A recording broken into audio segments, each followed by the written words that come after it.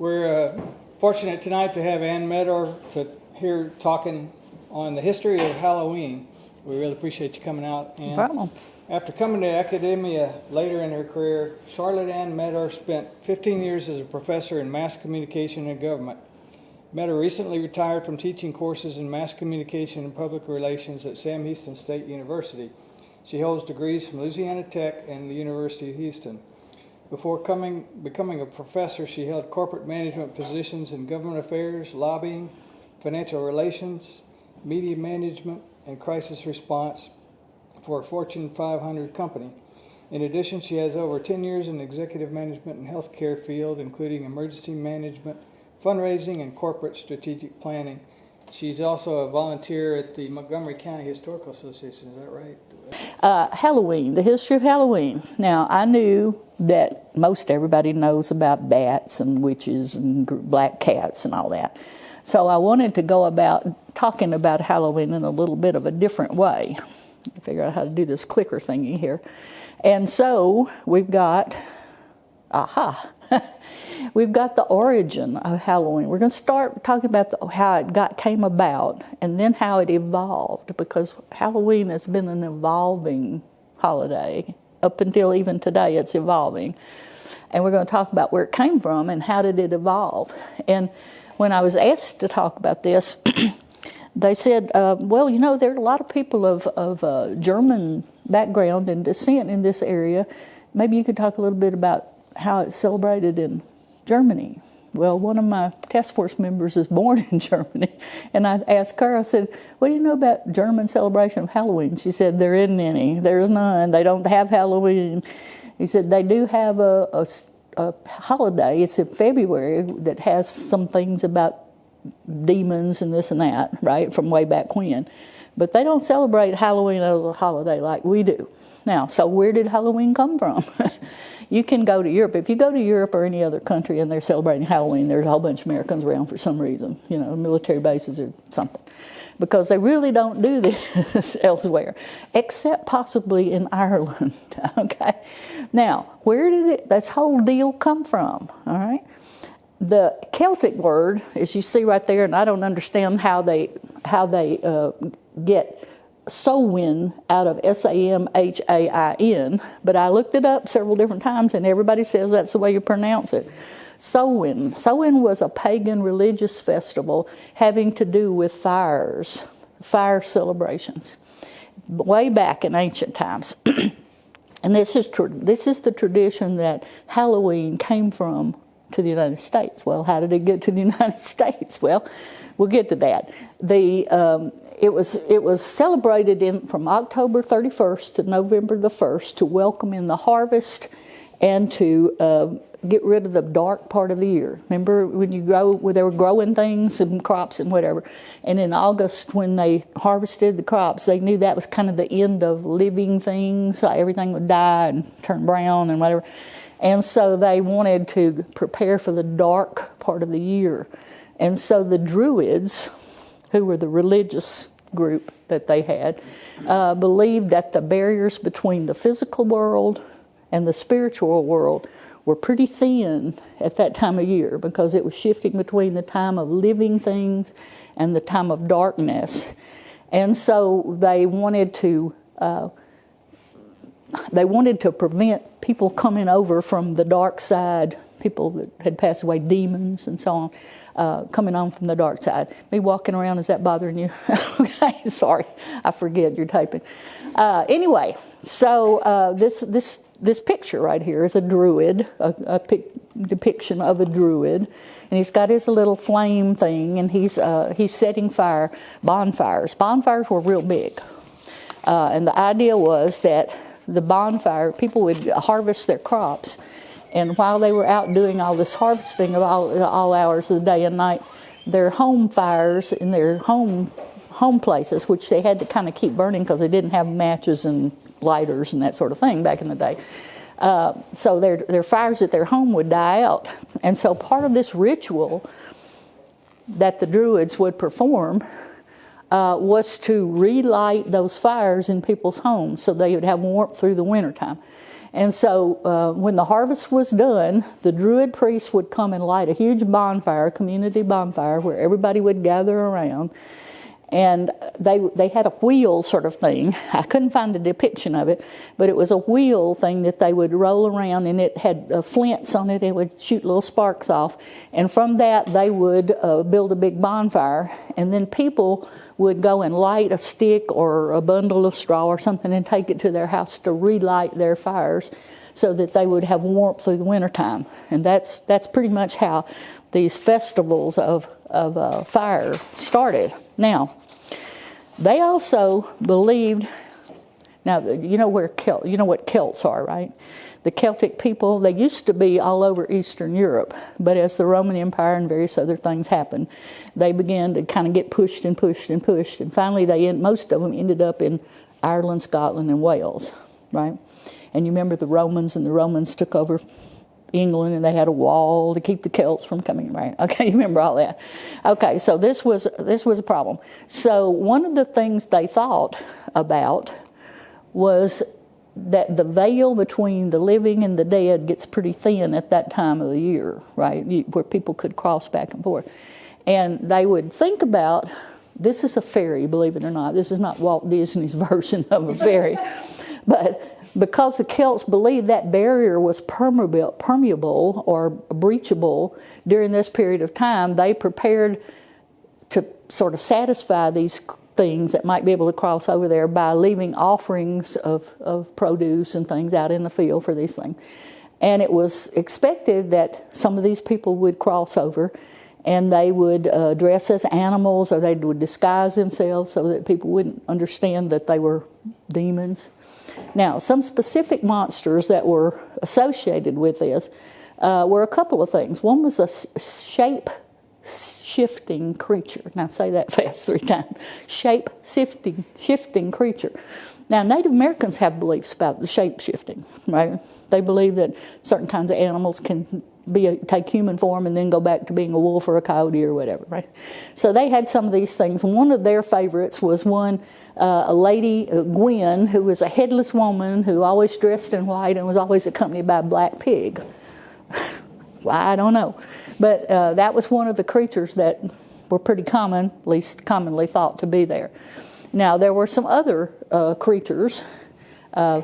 The Dunahans usually appeared as impish creatures, sometimes headless, riding on a horse. Does that strike a bell anywhere? The headless horseman, colonial America, the headless horseman riding around. And they would do tricks, and they would do destructive things, and it was pretty much always blamed on fairies, right? Fairies would do this. And that's a medieval depiction of what they thought fairies looked like. Okay. Now, I don't know if they actually, what did I do? If they actually saw one or not, but that's what they thought they looked like. Okay, now, Christianity begins to progress, all right, and coming from Europe into Ireland. And there was an attempt by the Christian church to do away with this idea of these evil creatures going around.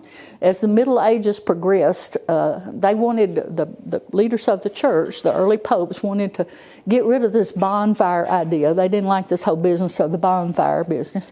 And so they wanted to do away with that. And so some specific things were done by some of these people. Christianity gained a foothold in pagan communities. Church leaders tried to reframe this holiday away from the Celtic tradition. And so they didn't have a whole lot of luck with it to start with. The first attempt was Pope Boniface in the 5th century. He moved the celebration from the fall, when they were doing this because of the growing period going into the fallow period. He wanted to move it to May and specified as a day celebrating the saints. But the fire festivals of October and November didn't cease. They just kept right on going at the time they thought they would want to do it. In the 9th century, Pope Gregory moved the celebration back to the time of the fire ceremony. You know, if you can't beat them, join them, right? So they declared, but he declared it All Saints' Day on November the 1st. And All Souls' Day would be the following day. So you have Halloween, what we now see as Halloween, then All Saints Day, and then All Souls Day. Okay, well, that will make a little more sense in a little bit when we get down to talking to it. Okay, so what happened with all that? This new holiday did not do away with the pagan aspects of Halloween. Halloween was known as All Hallows Eve, which is then abbreviated down to Halloween, and continued to contain most of the traditional practices. Now, this is where it gets tricky. All this business was brought to the United States in the 1840s. Okay, now Tomball began about 1838 with your historic district here is dated to about 1838 according to research. Is that correct with y'all? Well, some of the families came in, but our society started in 1961. Yeah, but the town, the old part of the town, I understand, was kind of put together in 1838. So it kind of coincided with the event that caused Halloween to actually come to the United States. We're going to talk about that in a second. And that happened because of Irish immigrants. All right, what happened in 1840? Test question in Ireland. The Great Potato Famine, all right? The Great Potato Famine caused a big influx of Irish people out of Ireland, and a good many of them came to the United States, and they brought with them their traditions of the bonfire and the business we were just talking about. Now, trick-or-treating may have also been influenced by that. Whoops. Trick-or-treating may have also been part of that. All Hallows Eve and All Saints Day were brought into 19th century America by the immigrants from Ireland who brought their traditions over here. Trick-or-treating may also have been brought in a form because in Europe, or well, not in Europe, in northern England, in Ireland and Scotland and Wales, there was a tradition where poor people would go around to people's houses and knock on the door on All Hallows Eve and would ask for food. And these cakes were called soul cakes. And they were made of oats and various kinds of things, had currants, and this and that in them. And they would bake them ahead of time, and then people would come and knock on your door and ask for food. And if you would give them a cake, they would kneel down and pray for the dead in your family, that people had died in your family. So soul cakes was kind of the first idea we have of like trick-or-treating. But that had been going on in Ireland for a while. And they brought that over. People would dress up, they called it mummers, right? Would dress up in costumes and go from house to house and knock on doors. And if people would reward them with a cake, then they would kneel down and pray for the persons in that family that had passed away that year. Okay, so that was sort of the idea of trick-or-treating. It just a little different, but it came here from there. Now, pranks were also, because trick or treat, right? The treat's the cake. The trick was pranks. This also has a tradition in sewing. But usually the tricks were blamed on fairies, that little evil-looking dude that we saw before. They also had a tradition of a dumb supper. Dumb meaning not being able to speak, right? The food was consumed by the celebrants, but only after inviting their ancestors who had passed on to participate, giving the family a chance to interact with the spirits that they had left behind following the dinner. All right? So everybody would sit in silence and eat after they invited their relatives. And at these suppers, children would play games to entertain the dead, who they thought were there, while adults would update the dead on the year's news. And windows and doors would left open so that the spirits could come and go during the night to eat cakes and food that was left by them. We'll see another example of that kind of thing here in a little bit when we talk about some other things.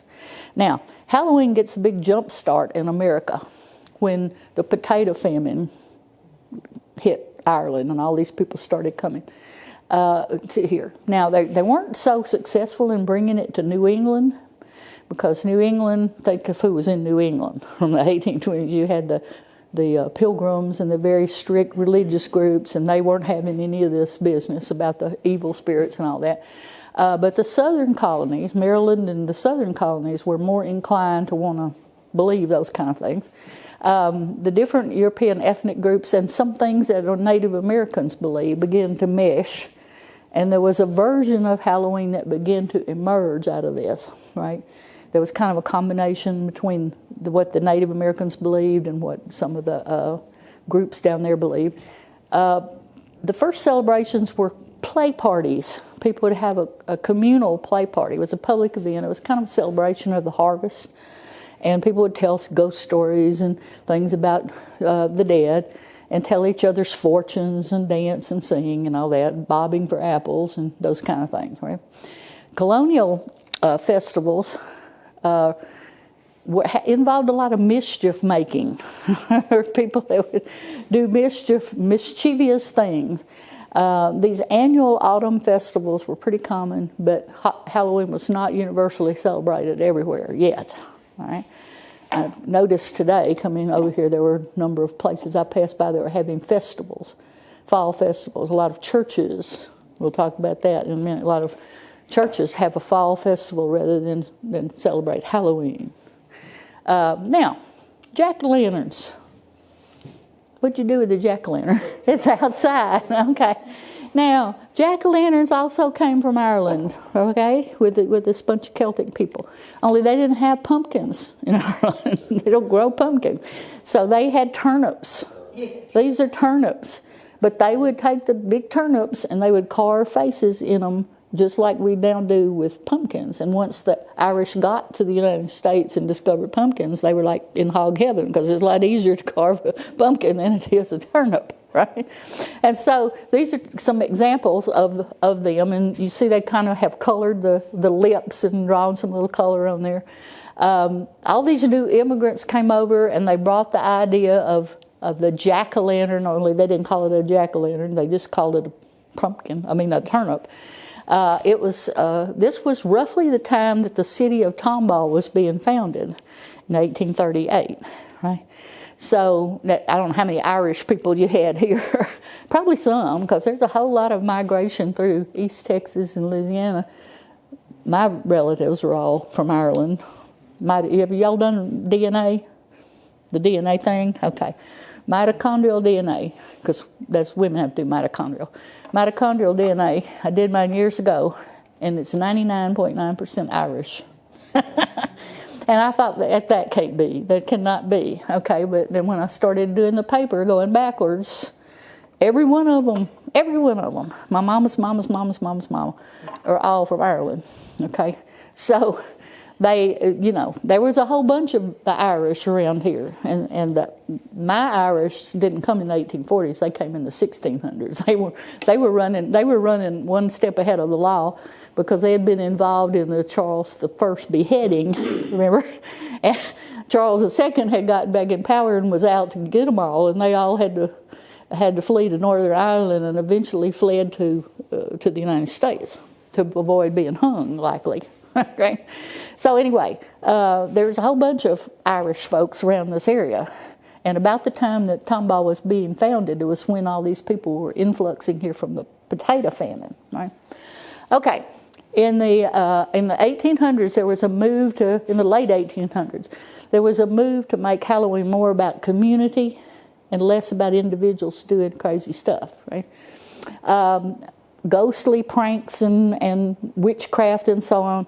And people gave parties in their homes. All right, this is the San Antonio Daily Light, November the 2nd, 1891. There's a story about a Halloween party that was given in San Antonio. And it was a party of young people, and it names the young people that were there and all that, and that they greatly enjoyed. They had a big time at this party. So it wasn't about going door to door trick-or-treating back in those days. It was about a community party, and it was mostly grown people. Wasn't really kids doing this.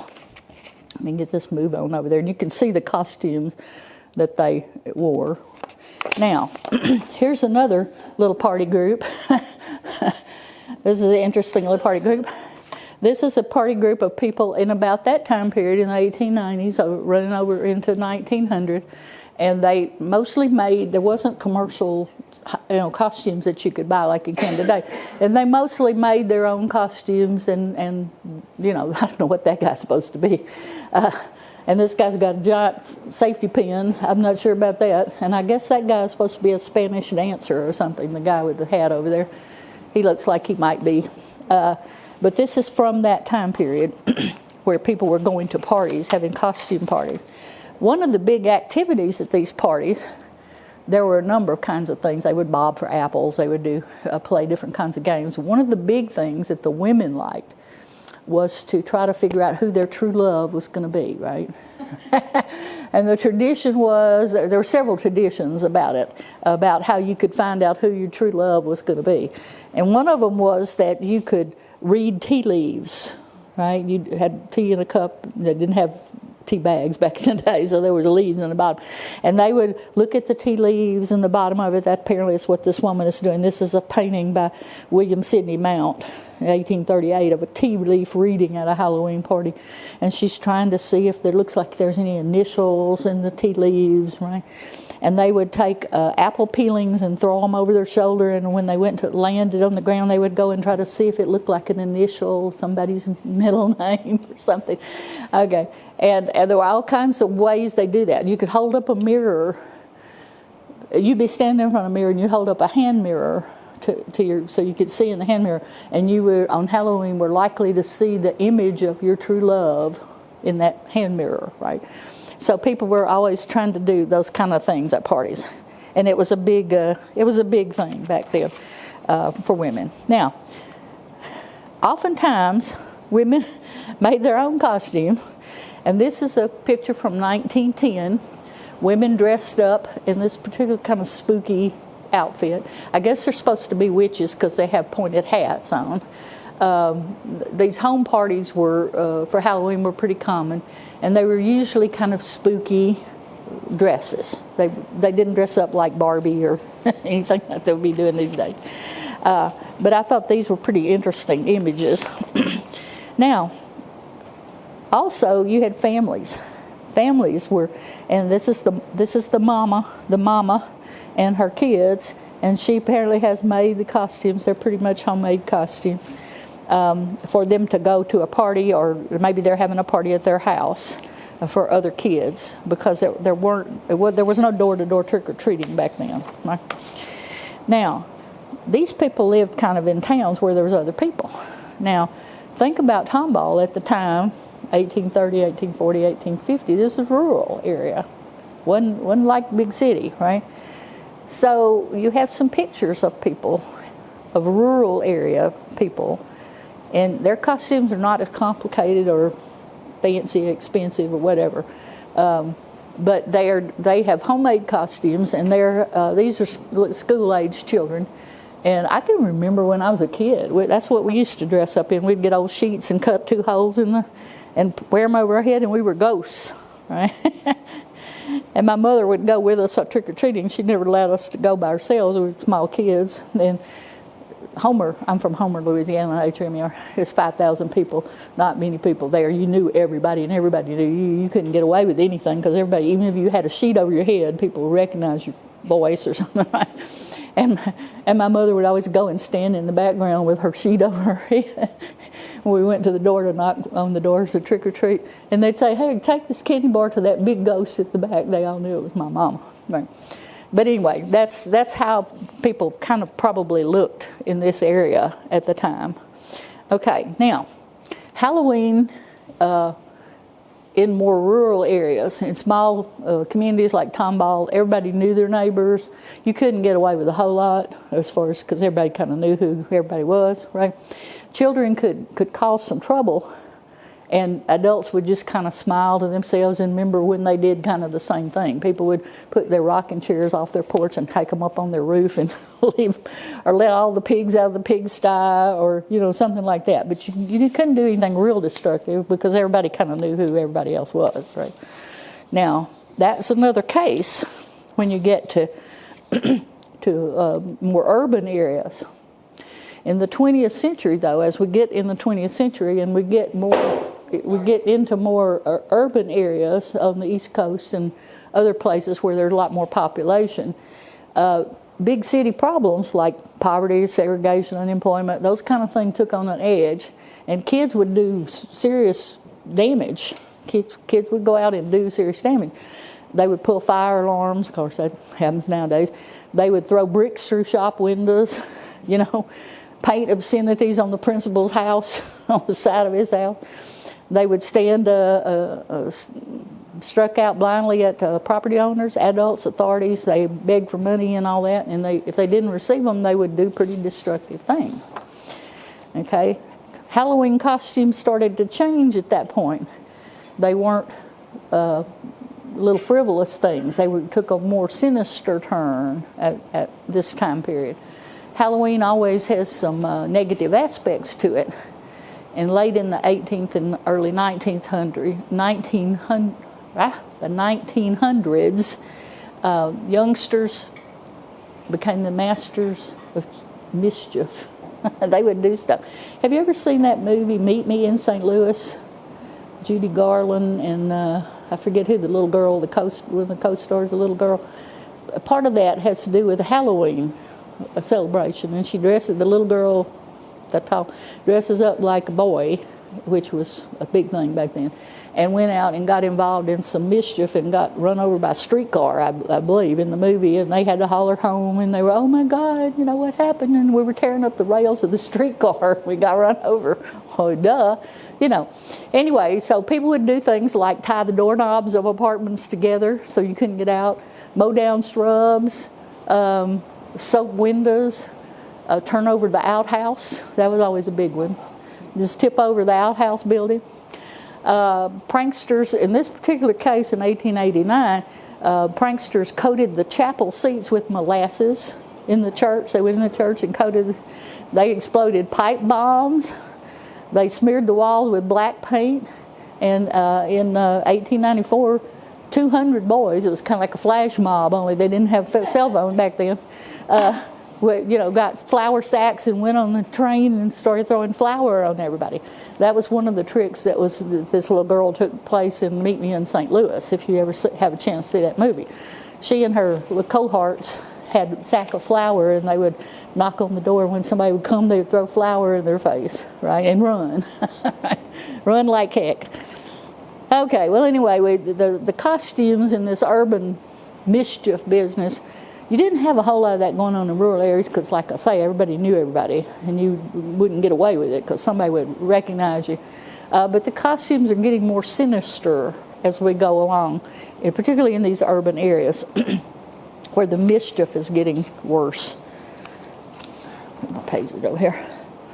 Okay, now in the Depression, we're moving forward in the 1900s. In the 1930s and up until the coming of World War II, there was some unrest. The Great Depression was a serious situation, and a lot of people were destitute, and this and that. And up until World War II started, this kind of behavior was pretty commonplace. But when the war broke out, World War II broke out, the authorities, people in charge of things said, okay, look, we can't have people tearing up rails on railroads. We've got to have all this material for the war effort. We can't have people doing these kind of pranks that are costly, and bad behavior was something that the community leaders wanted to cut down on. And so times began to change for these people who were doing all this rowdy stuff, because they said, no, you can't do that anymore, right? So here we come. Now we're coming into my period of time when I was a little kid in the 1850s, all right? I mean the 1850s. I feel like I'm in the 1950s, all right? You get to the 1950s. They get to World War II, and they have tried to constrain people to doing all these things because of the war effort and so on. And remember what happened after World War II? The baby boom, right? The boomers. I'm one. They had to build more elementary schools because there weren't enough elementary schools for all the baby boomers. We're a big lump going through the snake, right? And now they're building nursing homes for us. And the next thing they have to expand cemeteries for us, right? And then we'll be out of the system. There won't be that big glob of people going through. But But when World War II was over, they said, okay, we're going to keep this crime and all these mischief things down.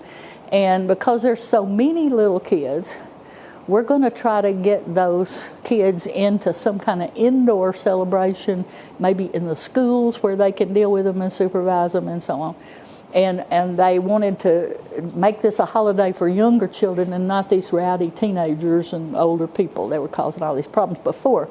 So they said, okay, we're going to do things for younger kids. We're going to put it in the schools and in the communities as supervised activities. Now, President Truman recommended that Halloween be called Youth Honor Day in 1950. That sounds like a fun thing, doesn't it? Youth Honor Day. Anyway, hoping that communities would celebrate and culture and cultivate the moral fiber of kids, right? And try to get them away from all this tricking stuff. And as late as 1962, when I graduated from high school, the New York mayor was trying to get Halloween converted to a UNICEF thing. And I can remember when I was a kid that some people would trick or treat for UNICEF. You'd go around with a little thing and ask people to donate to UNICEF instead of giving out candy. So what they're doing is trying to calm down all this rowdiness. Now, when you want to get a real solution to something in this country, what do? You try to make it profitable for business, and business will deal with it, right? We're a business-oriented country, and if somebody can make a buck off of it, they will, right? Okay, so the real solution to getting all this stuff out of the way is, because kids were now in these parties demanding treats or money, so they said, well, look, let's just have a trick-or-treat situation where kids go and we give them candy and they go home and don't mess with us, right?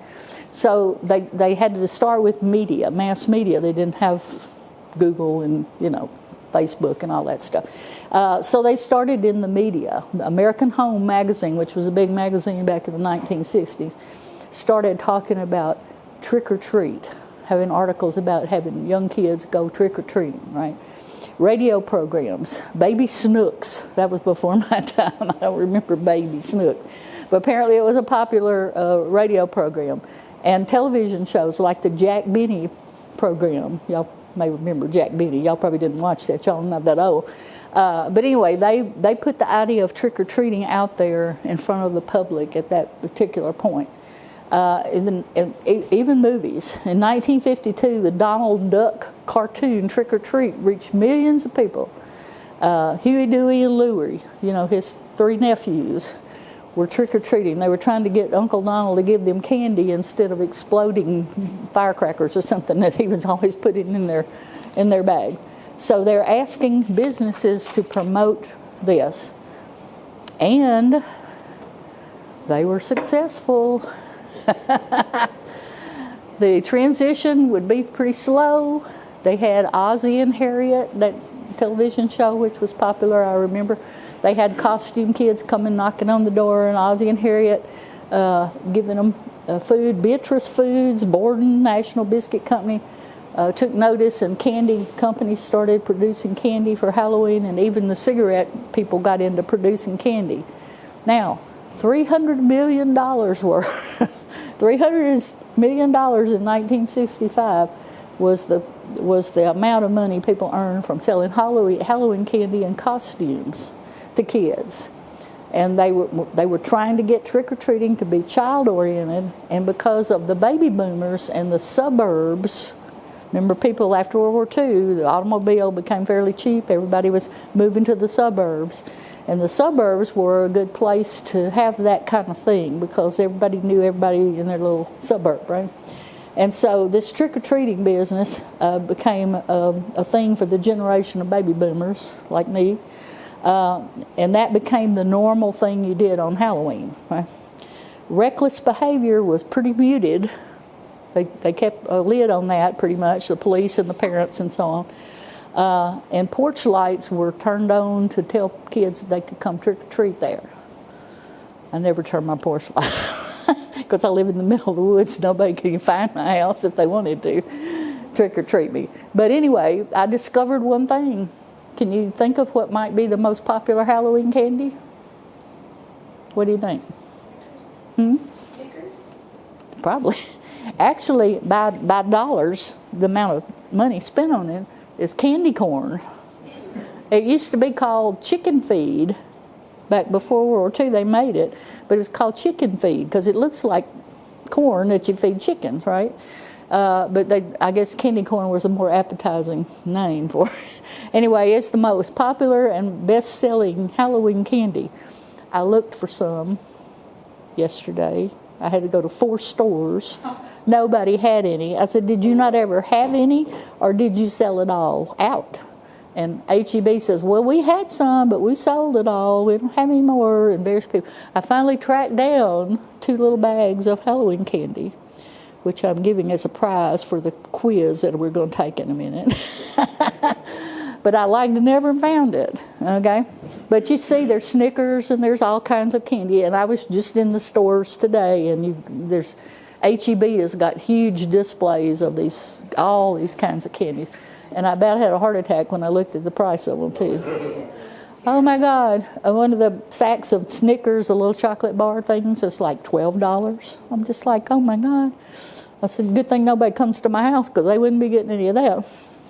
Anyway, so that was really how they got out of this idea of the evilness and doing evil things, was to get commercial people involved in selling candy, and kids will pretty much do anything for candy, as you know. So in the years after World War II, leaders were pretty successful in cutting down on the vandalism and stuff that had been going on prior to that, and it was mostly Halloween has become mostly directed at little kids. When I was a kid in Homer, Louisiana, you could trick-or-treat till you were about 12 years old, and then after that, you couldn't trick-or-treat. You show up at somebody's door, they say, get out of here, you're too old, go away. We're not giving you candy, this is for little kids, right? And so that's kind of what it's evolved to, right? High numbers of kids in the 50s, baby boomers, parties moved from civic centers to the classroom to the home where they could be better coordinated, accommodated, and watched carefully. And although the negative behavior has not entirely disappeared, we still have to deal with Devil's Night. Y'all know about Devil's Night? We don't do that. We don't have that much problem in the rural South, but in large eastern cities, they have the night before Halloween Day. Right? You got the night, and then there's Halloween Day, and then there's Halloween that night, right? The night before Halloween is known as the Devil's Night. And in many cases, I used to work in Washington, D.C., somebody said they used to live. What they would do there is they would gather up all the pastors in the churches in town, and they would patrol the streets to prevent these kids from going. These were bigger kids that were excluded from trick-or-treating. They would go around, walk up and down the street and do things like throw your trash can in the middle of the road and, do various kinds of things. And some pretty serious things. But they kind of got a handle on that by putting the pastors on the street, particularly in certain neighborhoods where the pastors knew everybody and their mama, right? And so they've kind of gotten a handle on that in most of the cities. So that's a good thing. Now, okay. Now, there's some modern objections. This is how we're talking about the development of Halloween. It started out as a Celtic celebration of sort of a crop agricultural thing. And then we had the fairies and the evil doers that would come out, and the shift-changing people that would do things. And then they brought it all to the United States, where for a while it was parties at people's houses. And then after that it was some older people, kids, teenagers, older, young people, causing real problems. And here comes the Depression and World War II. And they said, the officials said, nope, that's it. You people got to quit doing that. So they started to make the transition to making it a holiday for the young kids, putting it in the schools and in the houses and in the suburb neighborhoods. But there are still some objections to celebrating Halloween. There's some groups that object to it. And as I was driving around, coming over here today, I looked on the side of the road as I was going along. Some religious groups object to the emphasis on the supernatural, demons, evil spirits, and all that. So they don't object to that whole concept, right?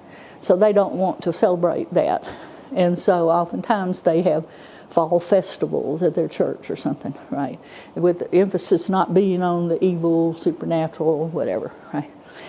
Parents have had heightened concerns ever since the Tylenol poisoning. Y'all remember that? The Tylenol tampering, where some man had gone into a store and put poison in Tylenol pills, killed several people. Anyway, parents have been concerned about people poisoning candy or putting needles in candy bars and things like that. I can remember years ago when you could take your candy to the hospital emergency room and they would x-ray it. I don't know if they do that anymore. But parents have gotten way more cautious about just letting their kids go out and, anywhere. And in most cases, people I know, if their kids are gonna go trick or treating, it's gonna be to some friend's house of the family that they know. They're just not gonna be something like just anybody's house, right? And in recent years, in the most recent years, the last few years, there has become a concern over sexual predators and human trafficking and that kind of stuff, with kids going to strangers' houses and being worried about that. So there are some objections to celebrating Halloween. So there has evolved, as we say, Halloween is a constantly evolving holiday. There has evolved some alternatives to traditional activities.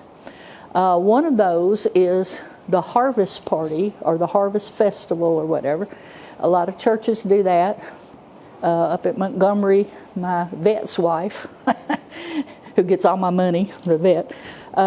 Anyway, her church, they do a trunk and treat, where they decorate the trunks of their cars or the beds of their pickup trucks with Halloween decoration and park in the parking lot of the church. And the kids all come to the church and go from car to car trick-or-treating and getting treats from them. And they call that trunk or treat because they figure it's people they know, from their church. And so they're not concerned about poisoning or kids getting kidnapped or whatever. Right? Neighborhoods have taken to having block parties, or just their neighbors in their little cul-de-sac or whatever, because everybody knows everybody and they feel like it's safe for the kids to go right there and have their trick-or-treating. And some people have taken children or taken themselves to commercial haunted houses, right? They've become popular. I don't know why. I can't imagine anybody wanting to go to a haunted house. But anyway, that's the thing now, particularly with teenagers. They seem to like to go to these haunted houses, and they're regulated and usually have police on, to keep anything seriously bad from happening at these kind of places. So Halloween has really evolved from being a traditional Celtic thing having to do with life and death, the growing seasons and the dead part of the year, and the fire festivals, to trying to celebrate it at people's homes, communities having events. Then it went to people's homes. And then it went to individuals going out to trick or treat at people's houses, and that got out of hand in the 30s and the 40s. World War II put a damper on that. They said, okay, no, we're not going to have that. It's too much destruction. We got too much war effort going on. We don't want all that going on. So then when World War II was over, they said, okay, it's going to be for little kids. We're going to have stuff in the school. There's going to be a school party, or we'll have parties at churches or in people's homes or whatever, and trick-or-treating, but we're not going to have older kids running around doing stuff. Not going to happen, right? So it's really an evolving holiday, and it's pretty much an American holiday. Now, some people, I live down the street from a woman I've known 25 years who's from Costa Rica, and I heard her, she was just outraged the other day. She said, do you know there are people who think that Halloween, the Dia de los Muertos is the Mexican version of Halloween? She said, no, it's not. She was having a fit. Okay. Please note, I told her I was going to put this in. Please note that Hispanic heritage people of Hispanic heritage celebrate Dia de los Muertos. My Spanish is not that good. Or Day of the Dead. This is not a Mexican version of Halloween. Okay, it's a whole different thing. Okay, and I said, explain to me how it's a different thing. And she said, well, people do dress up in costumes, and they do have parades, and they do other things, but it's not about creepy, weird stuff. It's a celebration of your family members who have passed on, right? And so the Day of the Dead is really a social holiday. It's in the streets, it's in the public squares all day and night, kind of like Mardi Gras. Everybody dresses up and they parade around and all that. Dressing up as a skeleton is part of the fun of it. Everybody, you see these skulls and everything on Hispanic jewelry sometimes and clothing with skulls on it. This is about the Day of the Dead. The first 2 days, Halloween is not in November. Halloween is the 31st of October. The first 2 days of November, you go back to Pope Gregory, he said, okay, you have Halloween, but the 1st of November is All Saints' Day and is All Souls' Day. The next day is All Souls' Day. So this is an explosion of color. This is a photograph. It's a Getty image that I found. That's a cemetery in Mexico. And they've decorated the graves with flowers and candles and food. Usually they have a little, I don't know what that is, a Coke in a styrofoam can or something up there. They put food offerings on the tombstones for their mamas and grandmamas and whoever, but because they believe that they will, on that day, they will be able to come back and hear what's going on. The theme of the Day of the Dead, of course, is about death. But the point of it is not to be, oh my God, these terrible things. No, it's about demonstrating the love and respect for deceased family members. And they decorate graves in the cemetery with food and flowers and colorful things. Now, parades are held. People dress up. You can see these people all have skull faces on. That's one of the symbols of the Day of the Dead. And this isn't a picture of my neighbor's house, but she has something similar. They build altars in their house. They make an altar in their house and they put a picture of the person that they're honoring right here. I guess that's who that, the dead person, their family member. And then they put all the favorite foods their family member liked when they were alive, and drinks, and here's beans and some kind of looks like donuts. I'm not sure what all that, bananas, fruit, all that. And they put that in their house for the spirit of their loved one to come back and enjoy the things that they used to enjoy when they were alive, right? And I laughed. I went to her house to see hers, and I was telling somebody earlier, and I said, what is that? And she said, that's a can of Panama. I said, Panama is a beer that's made in Panama. Panama. And she said, yeah, my grandmother, she died when she was 102, and she liked Panama beer. She always had a can of Panama beer every day. I guess that makes you live to 102. I don't know. But anyway, so she said, I put that out for her because if she were to come back in her spirit, she would want to have one. And I said, okay, what do you do with it when it's over? You want me to come and drink it? I don't even like beer. She said, no. She said, well, we'll take it to the cemetery and pour it on the grave. That's what they do. But anyway, this is not Halloween. People get highly insulted when they think that you think the Day of the Dead is about Halloween, but it's not. It's a different thing, and everybody understands why it's different, right? It's not about the dread of the dead coming back and getting you, coming over out of the ground and carrying you off. It's about remembering your loved family members and celebrating. And they will go and when they have their things at the cemetery, they will go and sit. The whole family will sit down around the tombstone and they'll talk about, oh, Grandma, you wouldn't believe what happened. So and so got married to so and so, and they'll talk about all the things that have happened since that person has died, like that person wouldn't know it unless they told them, right? But it's like having a conversation with the person that's passed on. So it's a way for them to reach back and talk to the dead person.